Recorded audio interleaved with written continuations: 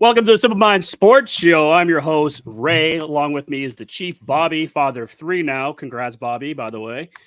I populate the planet. You do populate the planet. Simple Mind Sports Show presented by Sports Fluent Media, distributed by Chilltown Hoops. Help us grow by following Chilltown Hoops on YouTube, following us on YouTube at Simple Mind Sports Show, and wherever you see us, add us, like, subscribe, review, and always tell your friends and tell your mothers. Show rundown real quick. Joe Mazzulla can't coach is our main topic tonight. We're going to talk about that. The Celtics' abysmal loss against the Hawks on Monday night. Kraft Mayo at coaches meetings. Then we have the NFL rule changes for 2024. A little bit of this and that with the obvious one. And then we're going to finish the show with simplest minds of the week.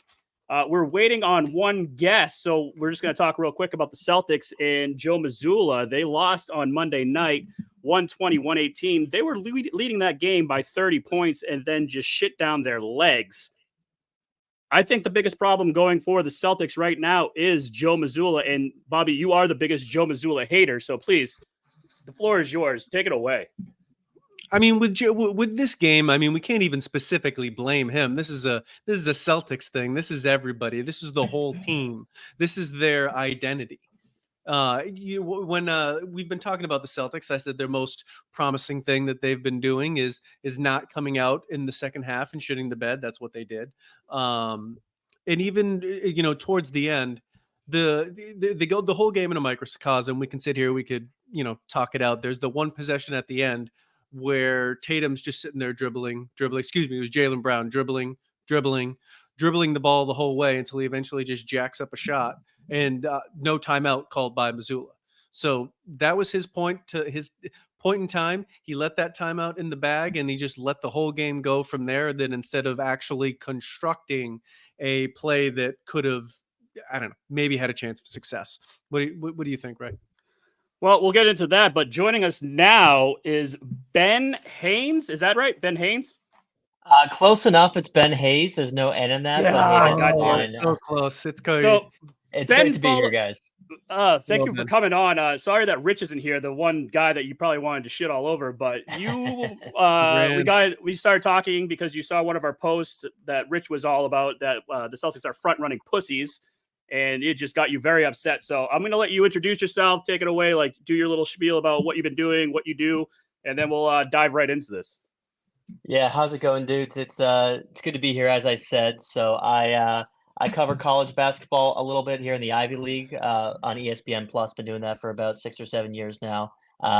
Big basketball fan as well, though. Harvard going through some tough times at the moment, so it's great to have the Celtics at the same time because they've been playing so great. But I'd say March is definitely the best time of the year to be a basketball fan. You got March Madness, you got the NBA playoffs about to ramp up. Then you have obviously further along in the playoffs as well. And as a Celtics fan, the last few years they've given us some good chances. Haven't gotten there yet, but this year might be the year. I don't know. Well, we'll find out. So yeah, like we said. With that being said, the Celtics did play Monday. We talked about that before you jumped on. They were up 30 points, and then they just fucking died. They just let the whole game plan go to waste. Joe Mazzulla didn't want to use any of his precious 2 timeouts left in the final 2 minutes. What is your initial thoughts of the game Monday? Is this just a fluke thing, or are we missing key players? Like, what's your whole thought process on this?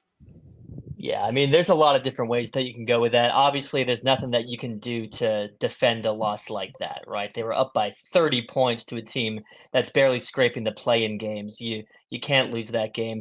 I will say, at this point in the season, the Celtics have an 11-game lead over the Bucks. These games don't really matter, right? I would rather lose a game like that than win it because ideally, at least then you're going to learn something from it, and maybe that won't happen again when we get to the playoffs when these games actually matter more. You're going to be the 1 seed regardless if the goal is really to win a championship and not just, win as many regular season games as possible, which it sounds like Rich was definitely wanting to avoid.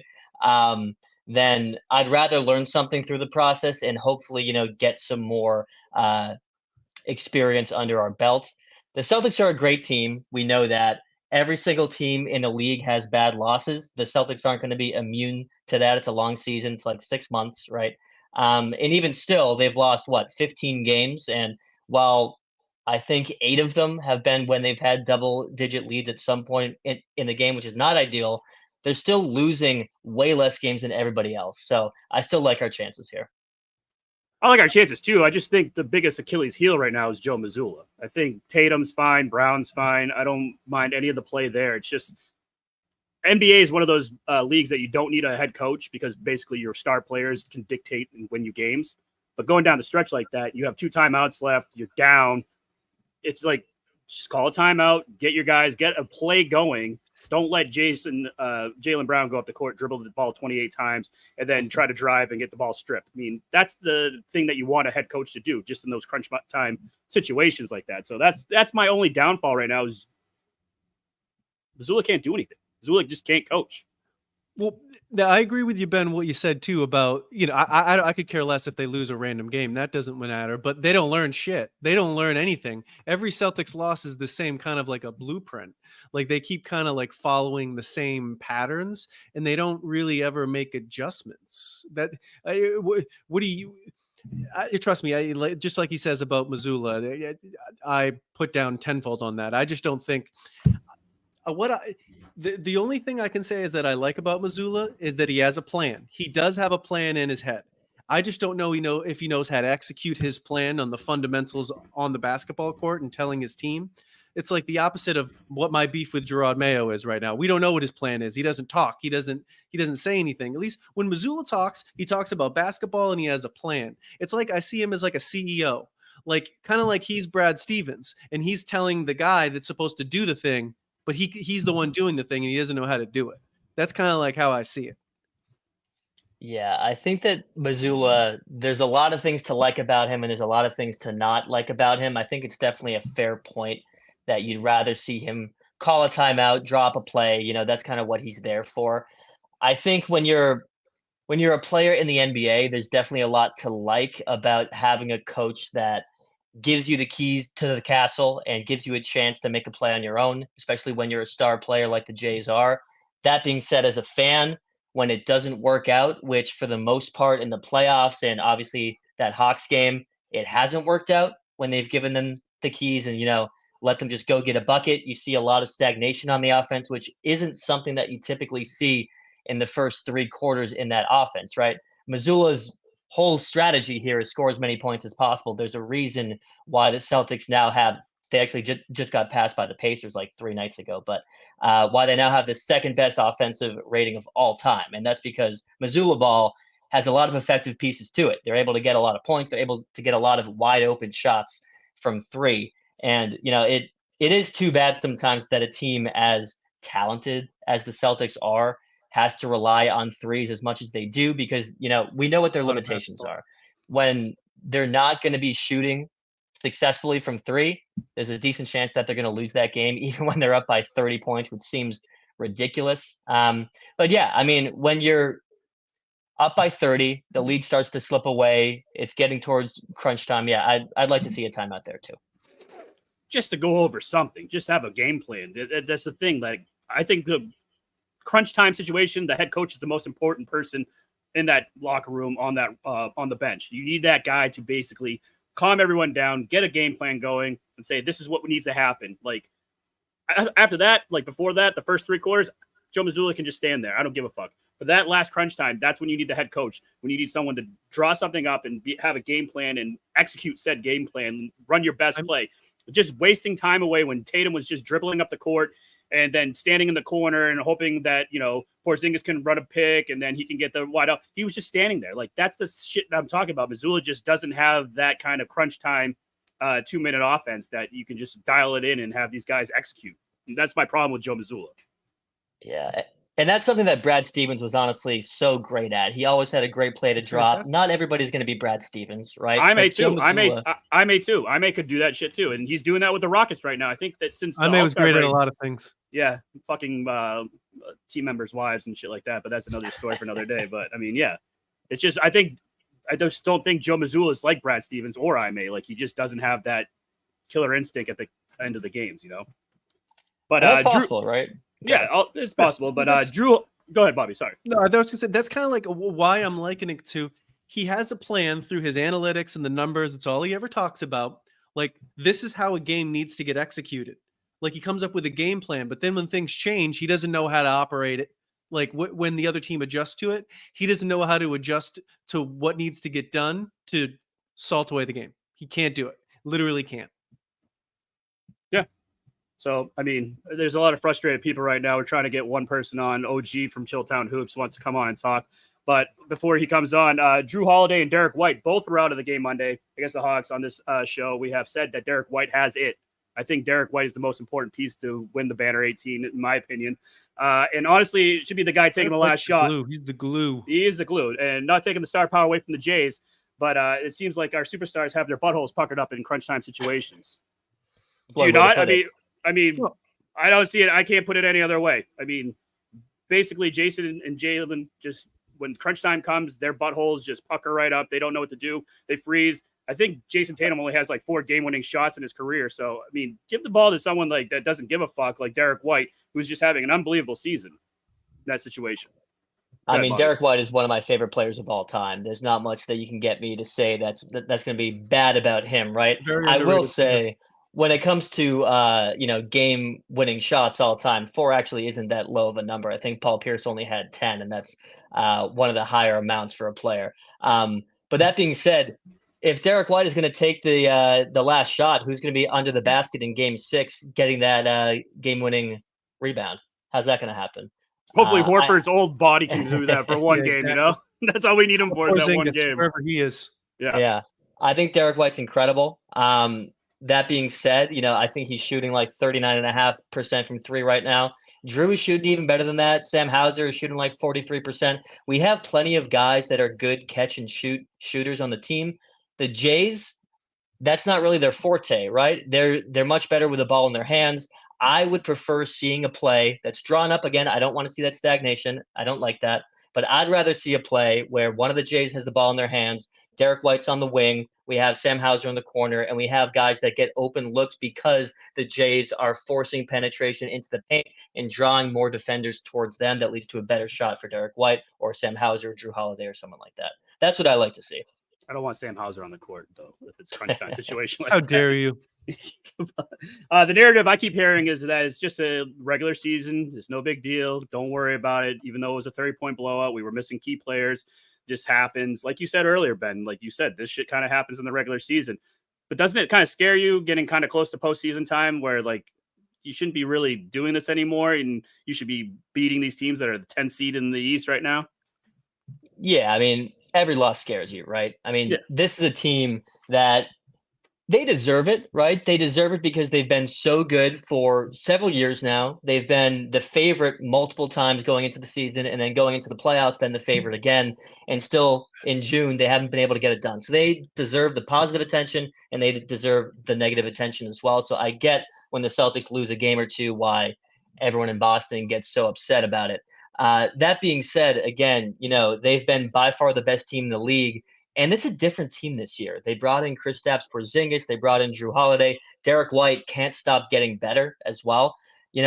I don't think that there's a reason to feel like this Celtics team is the Celtics team from 2 years ago that went up 2-1, almost 3-1 in the finals, and then couldn't get it done. That went down 3-0 to Miami. I think this team is pretty different. But even still, losing a game is going to scare you. When you lose to Denver twice in a season, it's going to scare you, but still, you like to think that they're not going to play as poorly or shoot as poorly that consistently in the playoffs. You'd like to think that it's going to be tough to beat this team 4 times in 7 games, even still. Yeah, Bobby? Yeah, I agree. They are a different team, but even with the 2 new key cogs in Holiday and Porzingis, they still have that same... They go about the games the same way. I'm disappointed in Drew Holiday.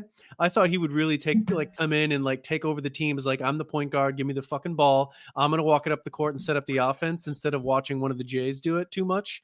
And he kind of hasn't. He's kind of been this in-between veteran leader and letting the Jays run the team. And it's I think they take turns. It's they need one guy, whoever it is, it needs to be one guy. I think there's 2.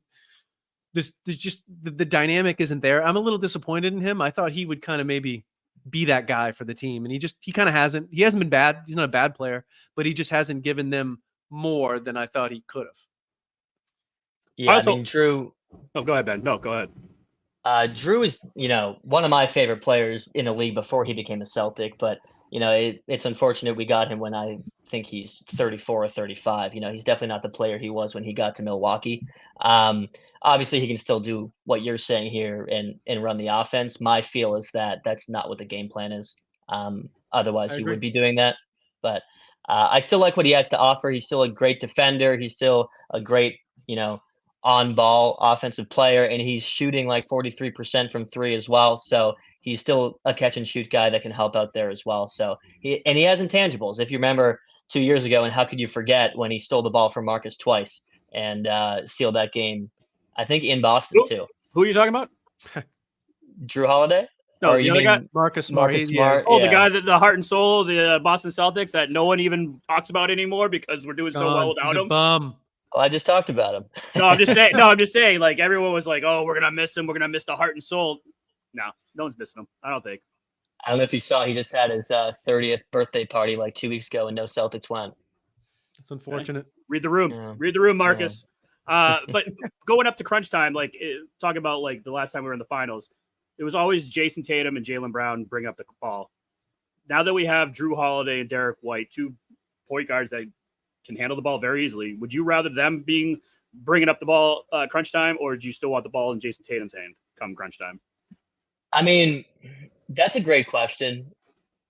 My perception of like NBA offenses and really just basketball offenses in general, I don't love when the person that brings up the ball is also the main scoring option. I know that worked out pretty well for the Miami Heat and Cleveland Cavs and LA Lakers when LeBron would just become the point guard in the fourth quarter.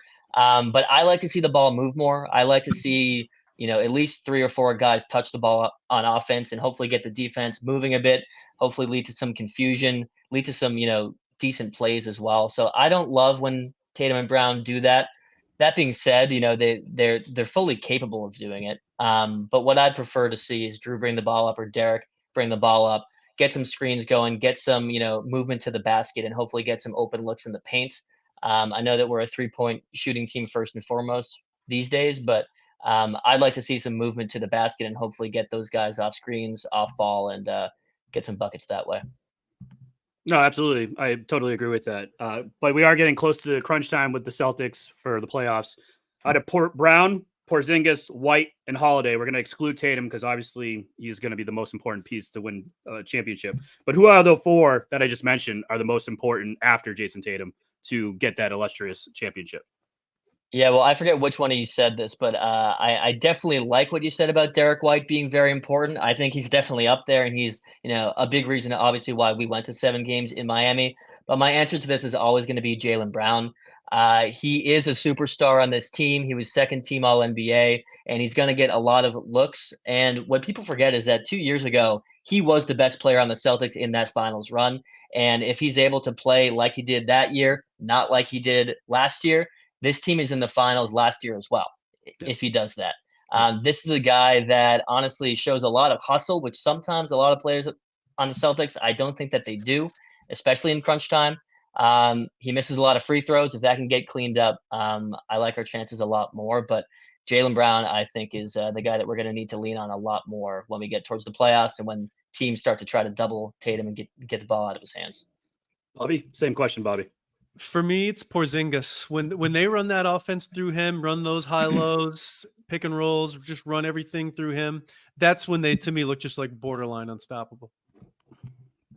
Mine's still Derek White. I think Derek White's a very important piece going forward. And if he misses any time, I think it's going to be the demise of the Celtics. I think Jaylen Brown, he can't dribble and drive like we saw that last year. He just, every time he would try to go to the basket and it was contested, he would turn the ball over multiple times. So I understand that he's the Robin to Jason Tatum's Batman, but I just think that he isn't that more as a key piece like Derek White is. That's just my 2 cents. But yeah. So Ben, moving forward, this isn't in the email because I couldn't put it in there, but when you saw that first initial video of Rich saying that the Celtics are front running pussies, where did you want to hit him in the face and what kind of weapon did you want to use? That's a great question. I'd say, what I just get frustrated about when I hear people say that is that, like, there's no expectation for any other team in the league when it comes to losing 1 or 2 games and still having a 10-game lead, so that's why I get frustrated about that. I'd say my weapon of choice. Oh, good. would be I thought maybe you weren't going to answer the I didn't question. think Thank so you. either. I'll Let's answer go. the Yes, thank you. Thank you. I'll answer the question. Just wanted to explain myself a bit more there. I'd say what was really coming to me there was maybe a fire hose right to the Ooh. face. I think that'd be effective Wow. and also keeps me out of harm's way too, right? So a little bit of offense and defense there. There you go. So we've known him for 30 years. We grew up together, me, Bobby, and Rich. So mine would be probably his vibrator that his mom has in her nightstand table. I'll just fucking start hitting that with him until he fucking gets knocked out. But that's just me. I'm sure he's used to that, huh? I would does like a- literally take Raymond and beat him over the head with him. I think that would piss him off the most. Pretty effective.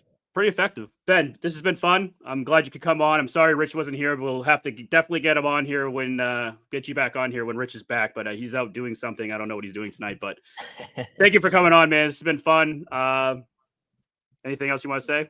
Sounds great to me. No, it's definitely happy to be here. I'm happy to come whenever you want me to, but go Celtics. Only what, 10 Celtics. games left. Let's get the 1 seed. Let's get a Let's hope- championship. Yeah, let's hope this goes on till June, late into June, and we get that banner. 18, Exactly. Finally. All right, man. Thank you. All right. Take care, Ben. Thanks, Thank you. guys. Later. All right, Bobby. Quick break and come back with some Kraft Mayo at the coaches meeting.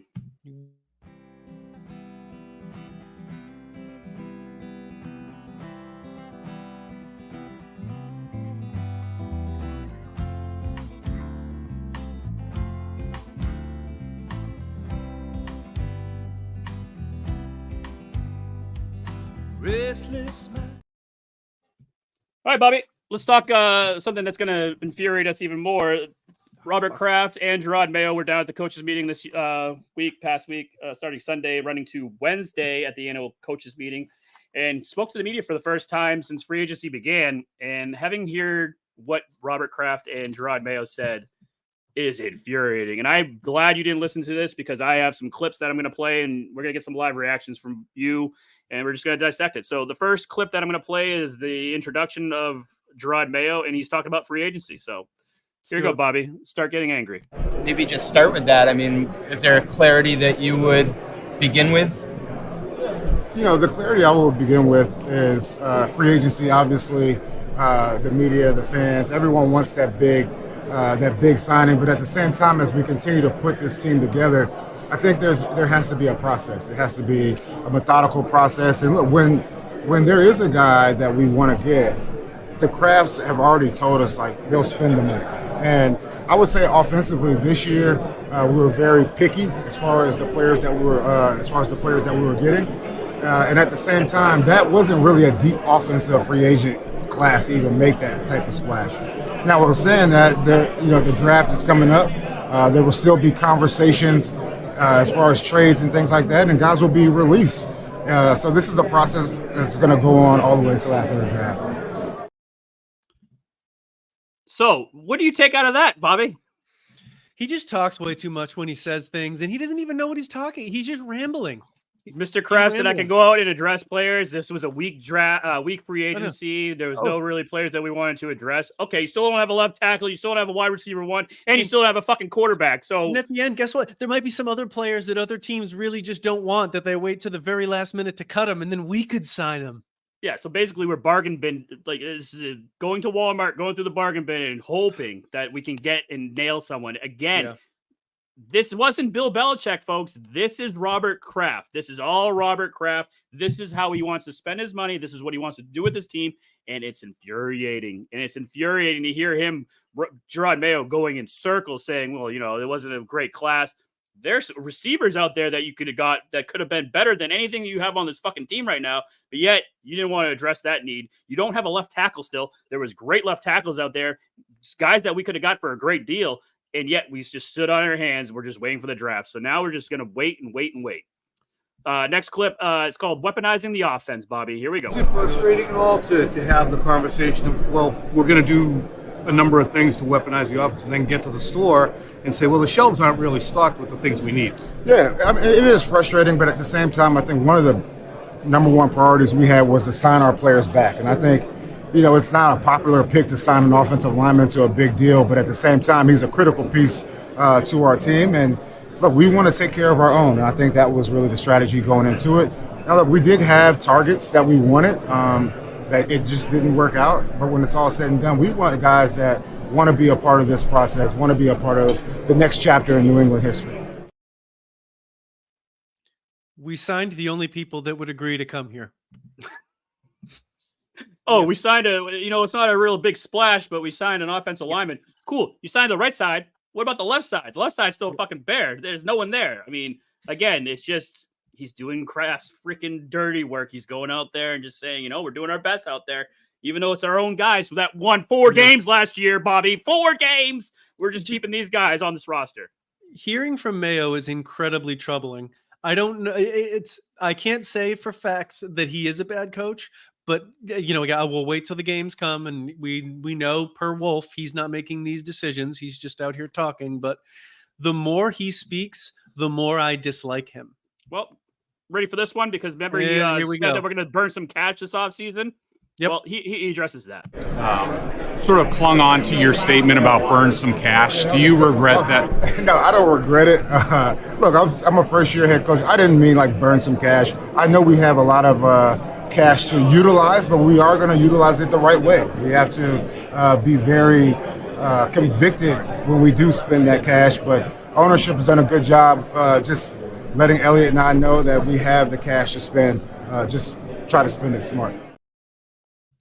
Yeah, you still have that cash to spend there, Gerard. You still haven't spent it all, so you got holes. You might want to start filling them pretty fucking soon there, Gerard. Let me translate that for you. The rest of that money will go to a long-term contract for Duggar and Barmore. Done. Do it. That's fine. Just do it. But they haven't done anything. What's going to happen. There'll be no new signings. But I like how he has to backtrack. Yes, he spoke out of turn when he said that he was going to burn that cash. And then Robert, fucking yelled at him afterwards and was like, you can't be talking like that. We're not spending cash. We're not going through this. We're going to address what we need. And just hopefully we can keep some on the low. And, if an injury happens, we can go up there and sign someone. But you're still this roster is just depleted right now. And going in, you see the AFC East getting way better. And we're just sitting on our hands doing nothing. Next. Go ahead, Bobby. Good. Nope, go ahead. Next, this beautiful woman asks about wins. When you look at your team, do you consider it a 4-win team? Or, as Bill Parcells would say, you are what your record says you are? Yeah, honestly, this team is going to look different than last year's team. Even if you were to look at last year, I would say there were opportunities to win more than 4 games, and we just fell short. Look, we'll see as the team continues to come together how many wins. I can't give you a prediction on how many wins we'll have, but what I will say is that we'll put a competitive team out there on the field, and look, not only on the field but also off the field, and that's what we're trying to do here in New England. Yeah. Answer to the question. We're a 0-0 team right now. We don't even have a whole team or have played a game yet. Dumb question. Next question.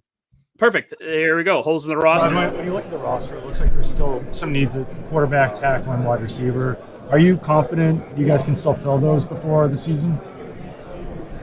I'm confident that we can absolutely fill those roles. In saying that, though, it's going to take time. It's going to take time. Look, our philosophy as far as putting this roster together. Look, you want to draft and develop. When it's all said and done, you want to draft and develop. And I have 100% confidence in Elliott and his staff weaponizing the offense and really getting us better as an overall team. I know everyone wants to talk about the offense, but one thing that you guys have heard from BB and that I've learned from Bill was, just that all 3 phases are very important. And playing that complementary football is definitely something that Elliott understands, I understand, and the rest of the staff. You don't understand shit. You still have holes in the roster that you haven't filled. You haven't addressed anything. This team, you have Jacoby Brissett, who's on a 1-year deal, who's basically a backup quarterback, a glorified backup quarterback who's going to be week 1 starter. You have no left tackle. You have no wide receivers. This team is fucked. They're going to be the Boston Red Sox. He's talking about special teams and going back to Bill Belichick stereotypes. That's when you know that it's not good, is if he's bringing back Bill Belichick, BB, and then he's like, oh shit, I can't call him that anymore. Bill, by the way, said, all 3 phases of the game, special team. Yeah, we're doomed. He's just not ready for these sorts of press conferences. He just doesn't sound there. And he wasn't prepared. Like, shouldn't he have had someone prepare him for this stuff? Like, they're going to ask you some tough questions. This is New England. Like, Boston is one of those cities where we take our sports very seriously. Yeah. It's not like you go into the Midwest or, Northwest. This is like life and death for some of these people. And they just want not even hard questions. They're just obvious questions. What are you going to do in the draft? Are you going to be better? What, like, just simple shit. Great question, because they asked him that. What are you going to do in the 2024 draft? There is on this draft class, we're talking about filling needs, left tackle, receiver, quarterback. Those are three big needs that can be tough to fill. How much pressure is on this 24 class? Honestly, I don't feel those three positions that you just spoke of. I would say this draft has quite a few guys that can fill those roles. And look, we sit at a very enviable spot at number 3, where we could take someone at 3, or if someone offers a bag, as we would say, a lot of first round picks, we definitely have to talk about those things as we continue to put together this team. You said it. There are holes on this team, but I would also say there will be people available going forward to fill those holes. Who? Genius. Who? Genius. Who's going to be there to fill it? I mean, listen, we have holes. He admits. So he throws his current players under the bus. Yeah, those guys suck. So we need to get better ones. But there could be there. We just, we'll get them. Maybe. But don't forget, a few seconds earlier, he was talking about, I resigned a lot of our guys. I know that's not a big splash for everyone, but we did what we had to do to get the guys back on this team that want to be here and the longevity and blah, blah, blah. Then he goes back and says that basically my team sucks. And yeah, we're waiting for some of these guys to get released and then hopefully scoop them up. Yeah, again, it's just the answer to the question to be like, the offseason hasn't concluded yet. We don't have a full 90-man roster. Like we're still going through the whole process, and once we've compiled our full 90-man roster to bring into training camp, then we'll whittle it down to what the team will be. Until then, I can't comment. Yep. And basically, you can tell he doesn't want to be here because he pretty much says it in this next clip. You guys are open to trading number 3. And Elliott not being here, does that complicate matters at all? The crazy thing, look, we are open. We're open to, trading the pick. We're open to taking a guy there. And look, the crazy thing is we have telephones at this point. Elliott didn't come because he's doing a lot of work back home. And I don't say that to be disrespectful, but what I would say is he's doing a lot. He's working, and his staff is working through the weekends. And honestly, I would rather him be doing that than be sitting here right now. Would you like? Sorry, Nicole. Basically, I don't want to fucking be here. I'm jealous that he's over there doing that, trying to fucking find the pieces that we need. Fuck, I don't want to be here and answer these stupid fucking questions anymore. That's what I took from that fucking last clip. I don't know if you got the same thing that I got, but that's what I got. He actually said he didn't want to be here. No, it's like, the owners' meetings, they fucking blow. I'd rather be at dealing home. with you fucking clowns all day. Oh God, get me out of here. This orange juice doesn't have enough vodka, and I gotta get the fuck out of here. Next clip, he talks about Mac Jones and why he didn't succeed here in New England. When you look at how Mac's tenure with the Patriots ended, what did you learn from that experience, and what sort of things will you apply as you look forward to potentially drafting another quarterback? Yeah, Mac Jones came in and had a lot of success early on. We always talk about that jump from year 1 to year 2 and how significant that year is, or that bridge is to year 2. And I would say it was a combination of things, that really kind of hindered that growth in the second year. One thing I did learn about that process was, as you continue to develop a quarterback, it's not only the players you put around them, but also the coaches that you put around this guy. Not only the coaches, but it can go all the way to the ops teams and things like that to support a guy who plays the most important position in sports. And to ask him as a rookie to come in is always going to be tough. And then you get to year 2, you want to see that jump. You get to year 3, you would want to see success like this, just straight line. But realistically, that's not what it is. It's like a bunch of ups and downs. And I think just supporting a quarterback is one of the biggest things. And I would also say this, bring a guy like Jacoby in. Look, he's definitely a starter in this league. Wow. Bill's fault. That's all it was. Bill's fault. No. And basically, Bill made it fair. fair. That was just full of stereotypes. There was just nothing there. Yeah, basically, he didn't have the right supporter cast around him, blah, blah, blah. It's Bill's fault. You should have had better game plan, blah, blah, blah. It's Bill's fault. It's not my fault. Mac's not here. I wish he still was. That's what I got from that. Pretty much.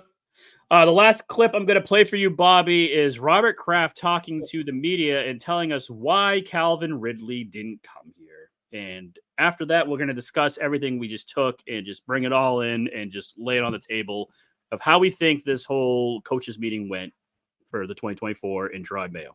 Agency, there was, one outstanding receiver that unfortunately we couldn't close.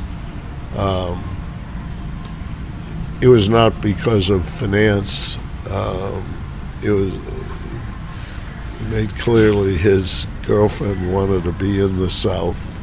And we had a situation where the taxes were like almost 10% higher, and we offered or were willing to keep going at that premium. But he didn't want to be in the Northeast. And part of it might be the quarterback situation as well. Well, you could have addressed that quarterback situation during free agency there, Robert, but yet you didn't.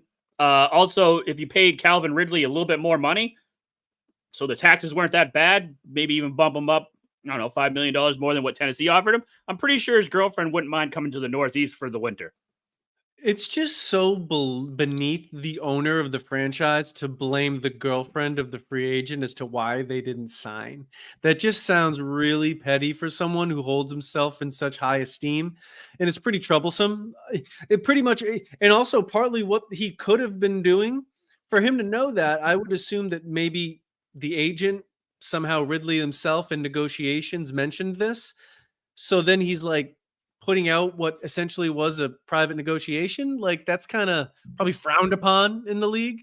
So it's just, I don't know. That's just really troublesome. And he just seems like he's a little bit like not fully there as to why this player didn't come. He was never going to come, Robert. He doesn't want to, he was just using your team as leverage, and he was not coming to come to the Patriots. No. And obviously, I mean, there's a lot of situations, the Northeast, you don't want to come here. But the big one that I took out of that whole thing was, well, the quarterback situation. He kind of like said it at the very end, kind of like brushed it in there. Well, no shit, Robert. If you don't have a quarterback here that can throw the fucking guy the ball to make all of his incentives, he's not going to want to come here no matter what. You could get the best wide receiver. He's not going to come here if you don't have a quarterback to throw him the ball. Jacoby Brissett is not that luxury guy that's going to get your franchise wide receivers here. Robert, God damn it, read the room.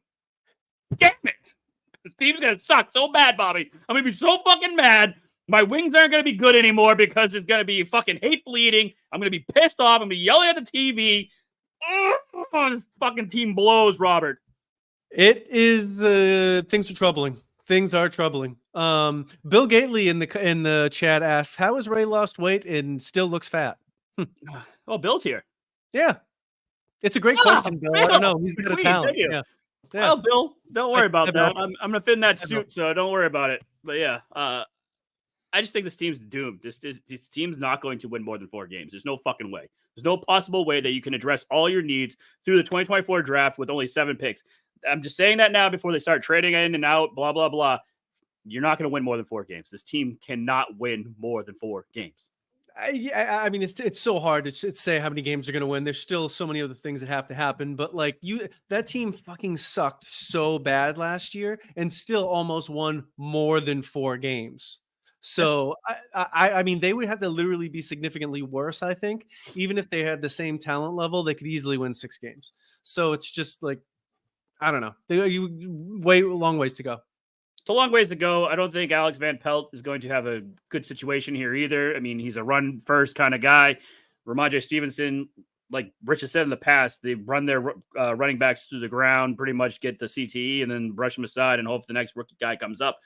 I don't want them spending a pick on a rookie right now. I mean, I wish you would address that in the free agency, but yet again, here we are with all these holes to fill and what's going to happen. What'd you take from Gerard's press conference, his first one, coaches meeting? Did you like what you heard? Are you a little frustrated? What you heard? What? He's not ready for the role yet. That's pretty much what I take it. He wasn't able to get up there and articulate any new thoughts. We don't know anything about Gerard Mayo. We don't know anything about his plan. All we got was a lot of words, a lot of cliches, and things to me that didn't really tell me about what he's going to do, what the Patriots are going to do in any sort of meaningful manner. His skill is supposed to be at communicating, and I don't feel that he's a good communicator with the fans and media. Nope. I don't think so either. He has a long ways to go, and I think 3 to 4 years, and we'll be seeing a new head coach here. But with that, we are going to take a quick break and come back with some of the NFL rule changes for 2024, and hopefully Bill's still here to see this.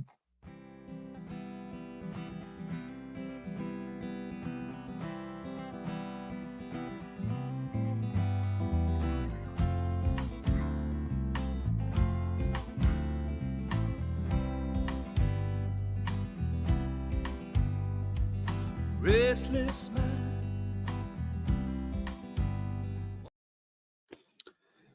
So, Bobby, the NFL rule changes have come out. We're going to go over the good, the bad, and the what the fuck. So, the good news is the new kickoff rule, which I kind of like. I have a quick video that I'm going to show you, and then we'll explain it. So, they're kind of adapting what the XFL is doing, which is making it so that you actually have to take a return, which we haven't been seeing lately. It's just basically kick it into the end zone and then bring the ball out to the 25. But now they're trying to make it so that you actually have to, return a fucking kick, your job. So here it is. Oh, no sound, but that's fine. But yeah, basically you have to kick it in between the 20. Touchbacks bring the team to the 35-yard line now instead of the 25. Any kick landing between the goal line and the 20-yard line has to be returned. You can't fair catch it. No more fair catching. Any kick landing before the 20-yard line is a touchback, and it brings the ball to the 40-yard line. So if you're going to do an onside kick, you have to announce that you're going to onside kick. You can't just do a surprise anymore. You have to announce I'm doing this onside kick, so that rule would get nullified the 40-yard line. Thoughts on this, Bobby? When you initially just read the changes, it seems drastic. But then when you show the video, it kind of like, all right, it still kind of like looks like a kickoff, but you see why it's safer just because players aren't running at both sides into each other. So, yeah, I mean, if you get past that line, you're gone. So I'm assuming that there will be more touchdowns, and there'll just be more returns out of it. So I can see why they did it. Just whatever. I like it. I like it a lot. I mean, it actually brings the return game back into the situation. Bill Belichick must have been sipping on his orange juice saying, son of a bitch, I wish I didn't get fired because now my whole plan of spending all my money on special teams would have come into fruition and we would have been good. So it's one of those things where, too little, too late for Bill, but I like it. I think it's going to be more exciting. I think it's going to bring a new dynamic to the kickoffs and stuff like that. So I'm for it. Yep. The bad, they're banning the hip drop tackle, meaning you can't grab the guy by the waist and put all your dead weight down there and tackle the offensive player. So as I read what you've put in here, it says that you can't do that and have yourself land on their legs. Correct. So if you put your weight down, but you're off to the side and don't land on their legs, is it not, there's no problem? That's how I read it. So it says this. So yes, this is the language the NFL used to define the hip drop tackle in the new rule.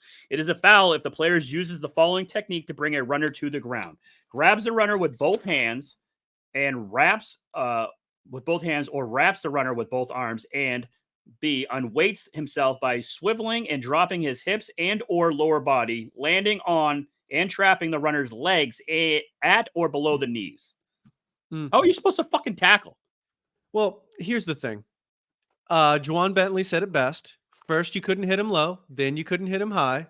Now you can't hit him in the middle. So I get it. And I've heard two things. Are they going to actually flag for this during the game? Or I've also heard that they're just going to review and fine players. If they're just going to review and fine players, I don't give a shit. Just don't ruin the games. It's not my money. Fine them all you want.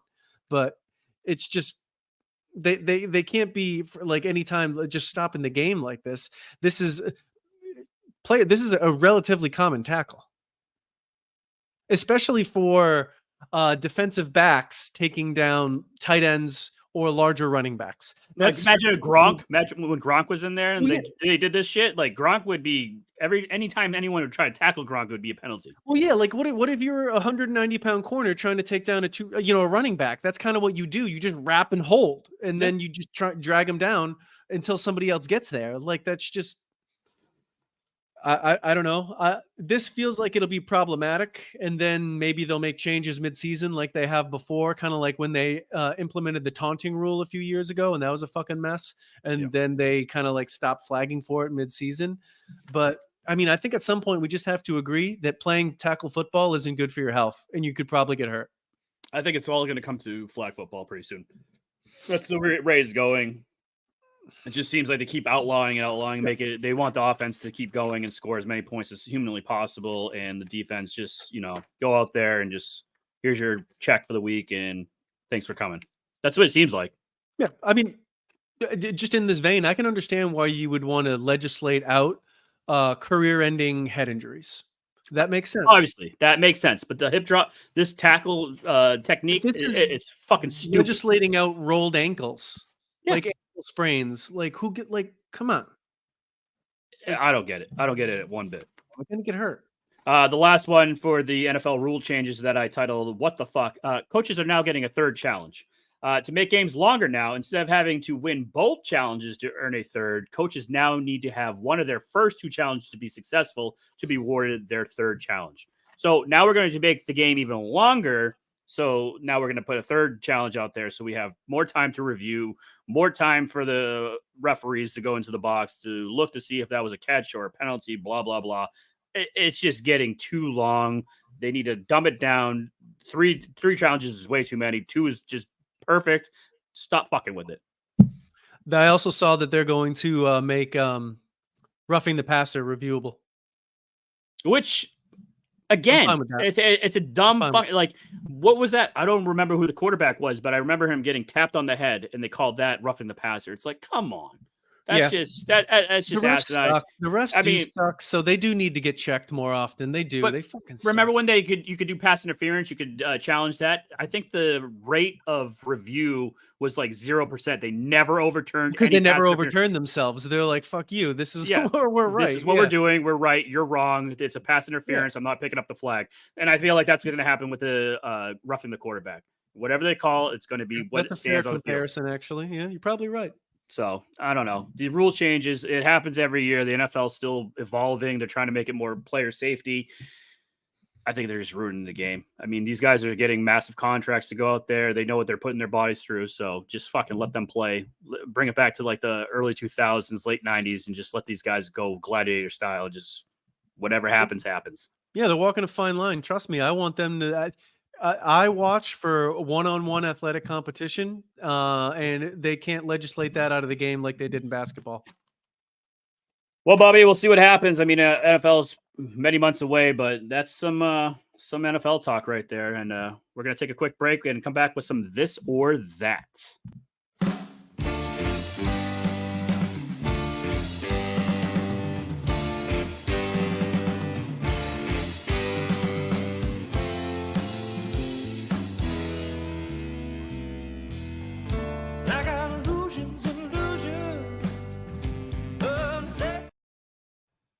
All right, Bobby. I have the obvious one this or that this week. So let's get it started. Round of golf with Paige Spiranac or Grace Cheris. Here you go. Paige. Oh, so you know who Paige is? I do know who Paige is. The other one, no, I don't know. She looks weird. Big eyebrows. I don't know. She kind of looks like a vampire. So obviously the blinds don't match the carpet because obviously she has dark brown eyebrows. I can see. Yeah. So Paige just has that bubbly personality and just something I can't put my finger on it, but she just would be fun to play a round of golf with. She looks just very amenable. I just think it would be I think it would be a more pleasurable experience. Grace, she looks like she's plotting something. Yeah, she looks like the evil, And Paige, just look at that smile she has. She just looks innocent. Wholesome. She looks like she'd be a friend. She'd give you pointers because she's a former professional, so she's very good at what she does. I just think I'd have a great time with Paige on the golf course. I agree. We're in lockstep here. All right. More embarrassing loss to lose to a woman playing one-on-one basketball, or your wife makes more money than you. Oh God, this is easy. Losing to a woman playing one-on-one basketball. That's unacceptable. Yep, Unacceptable. I'll be honest with you, Bobby. My wife makes more than me, and I'm not embarrassed of that. I am very happy I about know. that. If anything, that was a big win for you. That's a haul for you. That's called what's the term? What's the term there? You punching above your weight there? Well done, sir. Well done. Thank you. I just strive for the best, and Yeah, if no. that's my wife doing the dirty work, then that's what No, be of it. course. Someone has to get out there and make that money, and it should be her, God damn it. God damn it, and she's doing it. I'm very happy, Yes. and hopefully one day I can just sit on my And ass and play she's doing it Fortnite all one day. ball sack at a time.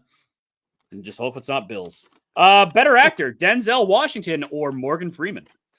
Give me Denzel. Great answer, because now it goes to the next one. Better movie, American Gangster or Training Day? Training Day. Ooh, American Gangster. That's my fucking jam. That's my top 3 movie of all time. Training Day is way better. The Monte Carlo, classic car in that movie. That's such a cool whip. I don't know. The gangster, the whole vibe being like in the, New York with the drug crime and how he rose to power and just made Bumpy's fucking organization just go fucking further. I love him. American Gangster is my favorite movie, probably, of Denzel's. My favorite Denzel movie would be Man on Fire, though. I think that's my favorite one. I've been watching a lot of The Equalizer lately. Mm. I watched all 3 of them because I just forgot how great they were. And it's like John Wick before John Wick. Like, that's how good those it's were. Like it's like just a slightly different, like a classier version of John Yes, Wick. yes. Denzel Washington just kind of like politely killing people. Yes. Yeah, I agree. Totally agree.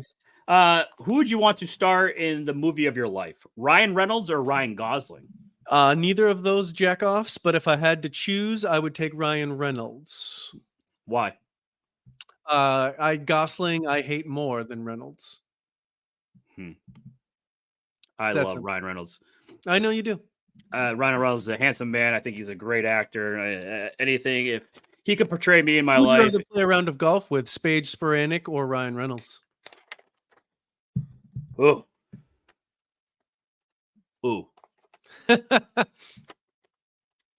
I think I'm still going Paige. Just because she seems more friendly, Yeah, Ryan would be Ryan would be great. He would have his counter waiting until that half-hour obligation was done and get the fuck out of there. Peace out, dude. Thanks for fucking. Thanks. Yeah, try not to die on the way out. Bye. Yeah, he'd be like, "Yeah, I hope you don't die from whatever you have. See you later, kid." Kind of thing, Like he's just doing it for charity kind of work. Spend the whole time on his phone. Yeah, exactly. Be an owner of an MLB team or an NHL team, Bobby. I do this because I know you hate both of them. MLB teams still make money. You think so? I'll take that. What if you were the Pittsburgh Pirates owner? I don't choose to be the owner of the Pittsburgh Pirates. Well, I'm just saying. I'm just throwing out a team. You said they're making money. I don't think they're making that. I don't think the Pirates are making that kind of money. I don't think so either. And I can't see you.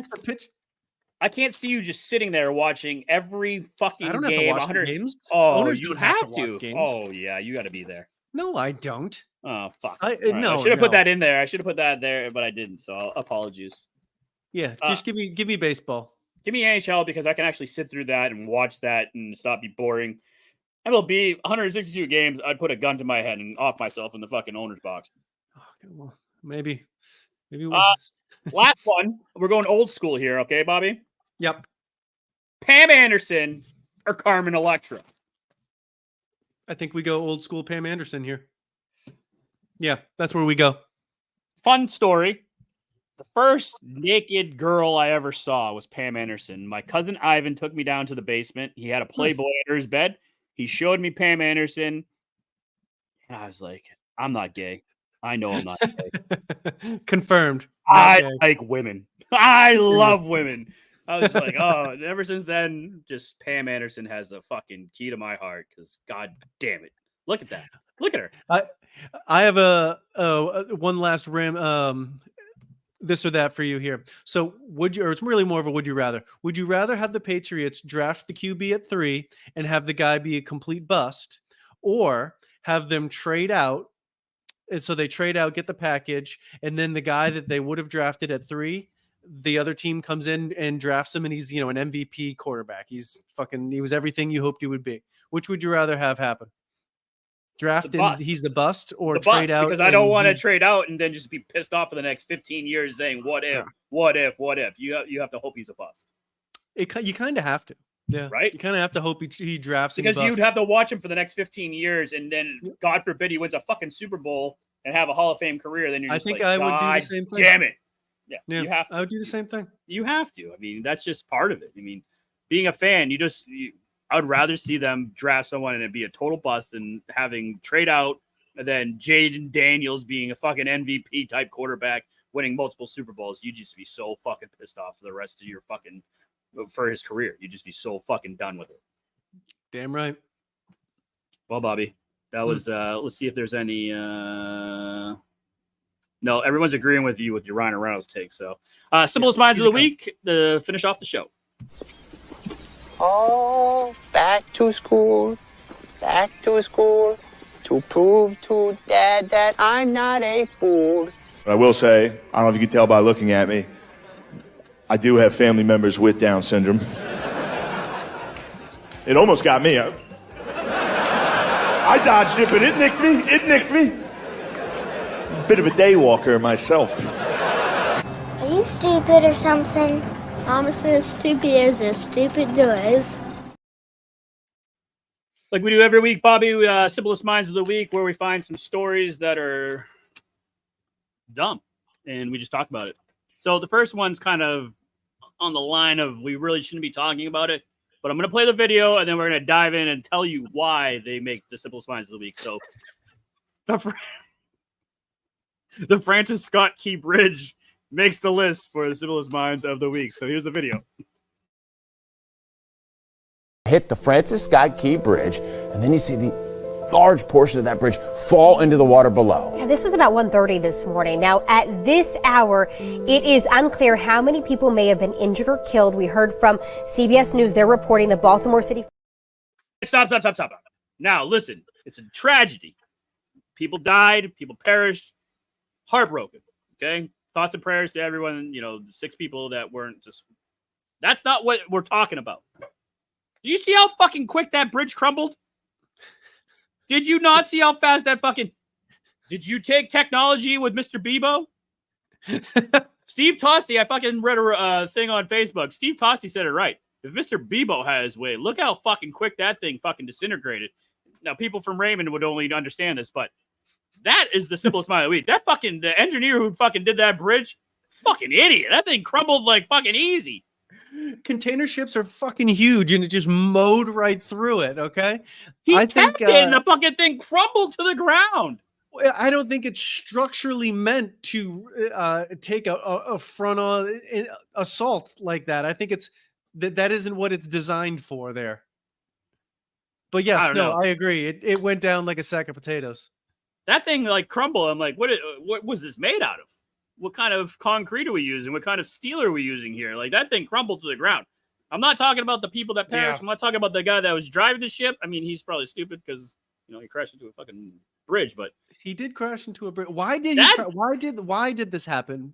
I don't know. There's conspiracy theories. Maybe we'll get a fucking spirit walk with Chief Bobby soon.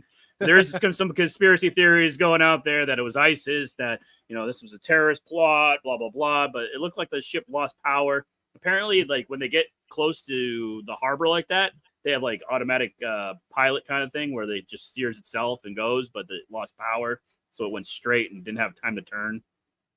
Interesting. From what I've read. Interesting. Huh. So yeah, whoever engineered that bridge makes the simplest minds of the week, in my opinion. Fair enough. Next one, I have Vince Young. Now, when I showed the video, Vince Young is the man in the white hat. I gotta tell you that. I gotta press. You gotta remember this because there's no video. This comes from TMZ. Vince Young was at a bar, and well, let's just show the video. As you can see, they're having a little dispute. People are getting thrown out. Now remember, Vince Young's in the white hat. Okay, watch this. Ready? Kapow! Woo. He got knocked out. Now, I wish Rich was here because look at this guy. He's an average-sized young man. He takes his shirt off. Yeah, he probably jacked his shit.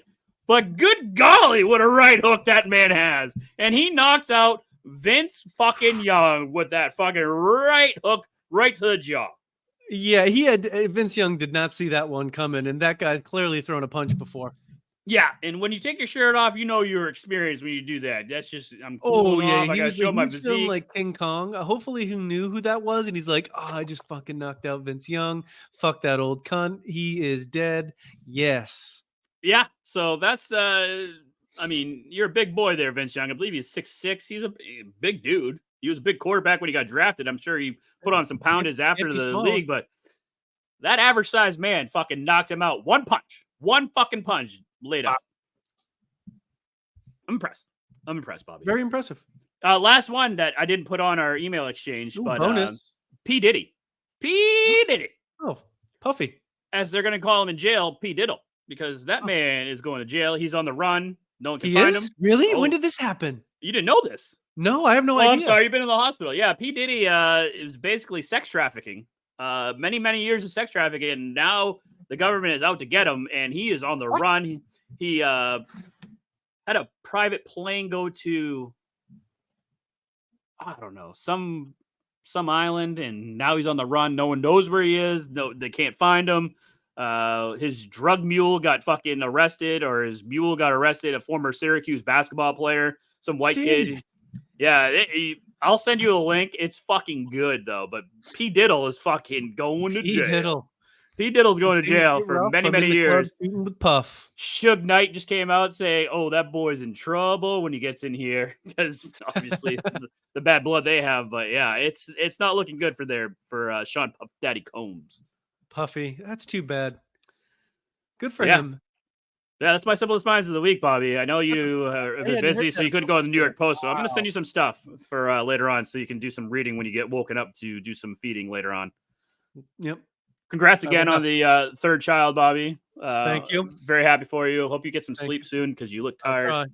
But this has been the Simple Mind Sports Show. Friday Rewind, March 29/live, March 28th. Thanks for joining us. Hope you liked it. If you did, if you liked what you saw, like, subscribe, review, tell your friends, and as always, tell your mothers.